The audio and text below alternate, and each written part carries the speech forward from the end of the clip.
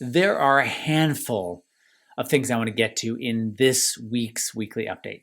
A quick update on real estate. Most people get it wrong because of the pace that real estate moves. I also want to talk about one of the biggest and most important companies in the world and the United States, and really what it's telling us right now about not only the rest of the year, but probably what's coming for the rest of 2020s. And then finally, I want to show you let's just call it an instability indicator, and it is absolutely flashing red. So stick around, we're going to get those three things and so much more.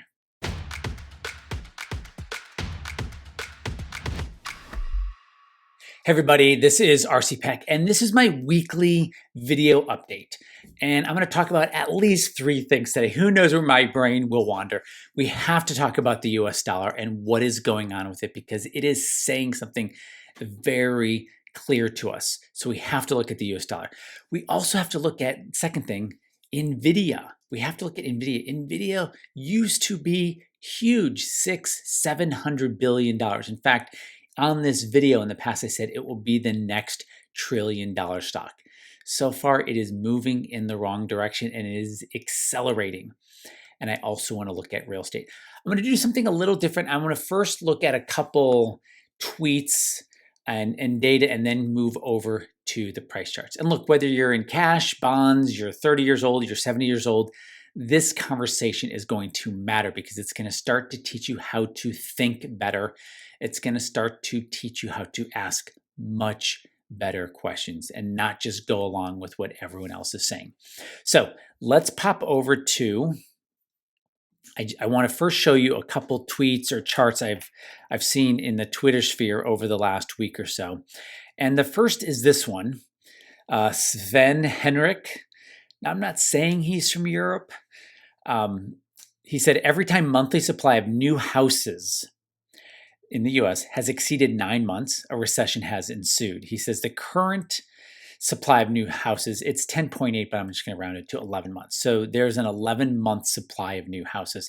If you look at the actual chart, it goes back to, I'm going to say the beginning of 1960. Every gray vertical bar is, that's a recession. Now, there was a spike for all of them. There is definitely a spike going on right now. I have my personal clients, I manage people's money for a living. I have a lot of their money in cash. Now it's finally yielding a very good percent because of what the 1 and 2 year treasuries are doing. But one of the things I hear a lot is people really wanting, you got to do something, you got to do something, you got to do something with the money. And sometimes the best thing to do with your life savings is to protect it, especially when things are very unstable. And I had some of my clients saying, we got to get into real estate, or I want to pull some money and get into real estate. I said, look, real estate moves slowly. It moves slower than stocks. It moves slower than bonds. It moves slower than commodities. It moves slower than currencies. And if you've been in my world, you know that I typically say there's either only 4 asset classes on the planet or 5. I just listed all 5 of them. Currency, bonds, stock, commodity, real estate. That's 5. Of the 5, the one that moves the slowest is real estate. And real estate is really starting to get hit hard. This is not the time to pull cash and go buy real estate. Obviously, I'm not giving you advice, but I'm just letting you know, historically speaking, when things get unstable, you don't want to be bouncing into another asset. I also thought this chart was interesting. This is showing, there's a lot of information, so maybe you should just hear me. So this is showing what the returns year to date have been at the end of August. So at the end of August, that's 8 months that have closed for the year. And this column, let's call that the third column, every time, and here we go, we're setting up. Every time this has happened, I hate everys and always. So take this with a grain of salt. But definitely every time before 1950 and today, when the market's been down negatively, which it is, the market closed down 16.5%, the SPX, S&P 500, with no dividends reinvested. Then it says, well, what happens 12 months from now? So 12 months from now, when the market closes down the first 8 months, what does it look like the next 12 months? How does that next 12 months? And the answer is it's down another 18.5%. Now, whether it's going to be down 18.5% or not isn't the point. The momentum and the direction of the market is it is getting weaker over time, not stronger. and having the market down for the first 8 months. In this case, it was down 16.44%. I rounded it to 16.5. The average 12 months from here down, additionally down, is 18.5%. Does it have to happen again? Absolutely not. It's just giving us food for thought to kind of put that into your database and think like, okay, when the market's weak, it generally tends to get weaker. Okay, one more piece of data, and then we'll get to some price charts. I like this. This is world inflation rates, or world CPI year over year. And I'm going to guess there's about 30 rows on here, 30 or 40 rows. When it goes from green to red, red means inflation is increasing.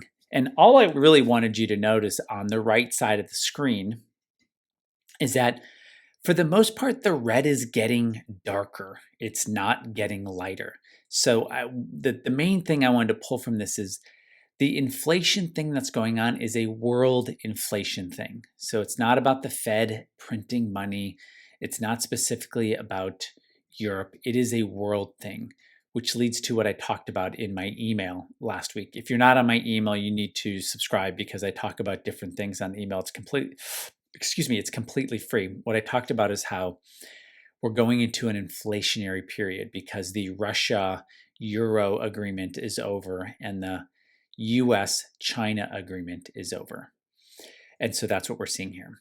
Okay, let's get to some price charts. So this is NVIDIA. NVIDIA is now only a $350 billion market cap company. Now it peaked early before the rest of the market peaked. The rest of the market peaked peaked at the beginning of the year.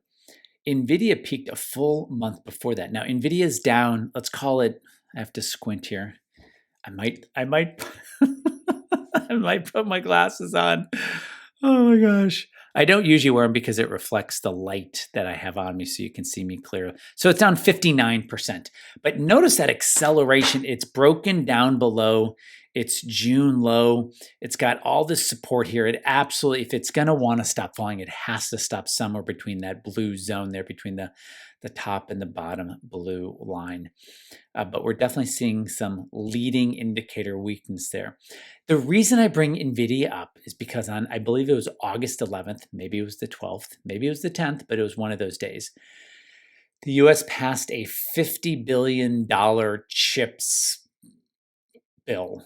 Basically, bring chip manufacturing back to the US. You would believe that that is positive news. You think like 50 billion chips in the US, probably a good thing. Well, this is when good news becomes bad news. So you have to look at whether the news makes the price of whatever you think should be going up or down, up or down.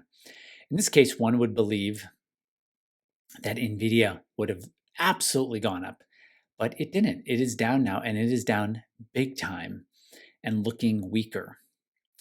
The other price chart I wanted to talk about was the US dollar. And the reason I bring the US dollar up is because historically it's been a place where people they panic into, right? They go into the dollar because they know the dollar is going to be there after everything has settled. It used to be the US dollar, then Japanese yen.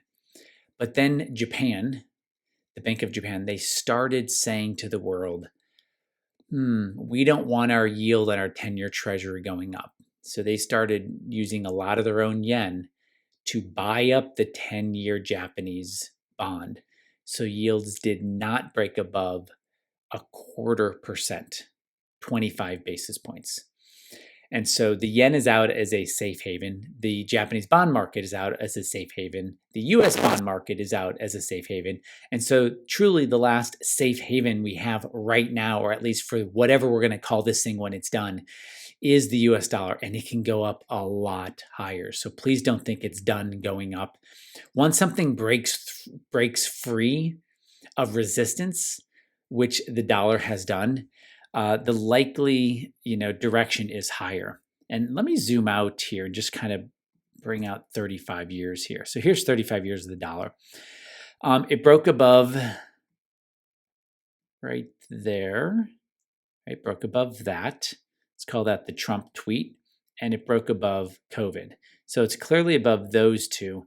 The next place it really wants to test its price is up about 120, or up about, say, 9% above this, or 10 points above this. That's the next logical place it's going to want to go. Now, if you do want to buy property, if you do want to buy real estate, and you have US dollars, and I'm not trying to be cheeky here, you may want to start thinking about Europe. Go look at Lisbon. Go look at Portugal. You know, most people, first of all, don't even know where Portugal is. It is probably one of the best countries to get a place, to buy real estate, to live. It is an amazing place. It's way over in the corner. And so if you have been serious about buying a property in Europe, you may seriously want to start thinking about it, because the dollar is so strong. So there are always exceptions. Okay, so we have US dollar spiking, not good news. And we have NVIDIA dropping on what we all believe, or what I would believe, is good news. So we absolutely want to follow the direction.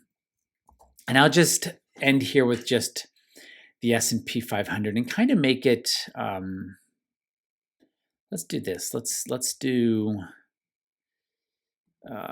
opacity 0. So if you look at the price, if you look at the screen now, there's no price chart on there. There's just moving averages. Generally speaking, and even specifically speaking, when the blue line is below the red line, definitely a period of instability. This over here was a very quick 34% down for the S&P, and then a reversal immediately. That was the COVID crash. You can see now the blue line hanging out below the red line. It did the cross there, but it's been spending a lot more time down here.